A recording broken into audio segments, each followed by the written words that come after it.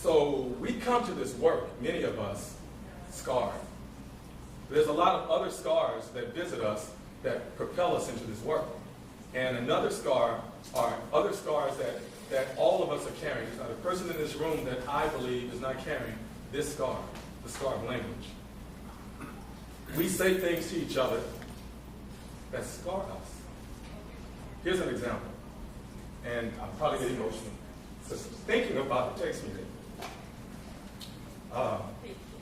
My son, and so you've heard this story before.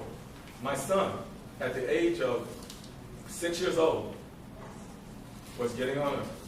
came home and shared with me. I'm sitting at the kitchen table and says, "Dad, I'm having problems with this girl." He was a first grader, and she was a fifth grader. And I said, "Well, what are the problems?" He said, "Well, we were trying to get on the bus. She calls me names." And I said, "What kind of names does she call you?" He said, "Well, she calls me blockhead and fathead and rockhead." And I looked at him and I thought, "I call you those names. What's the problem?" So we kind of chuckled it off a little bit. Then I said, "Okay, I'll tell you what you say to her. You tell her. The next time she calls you some names, you tell her, I'm a first grader. You're a fifth grader. Grow up." And he just chuckled like that and high-five pounded. He walked away. I felt good as a dad. And then I had that parental moment that many of us experience. The parental moment where you know you need to check in because something else could be going on. So I said to my son, "Justin, come back." And I said, "Does anybody else call you any names?" So he tells me that there's a kid on the bus who does say things to him. And I said, "Well, what does he say?" He said, "Well, Dad, he's calling me this word I don't know." And my heart skipped a beat. I said, "What's he calling you?" And he said, "Well, he kind of grits his teeth, Dad, and he said, 'Nigger.'"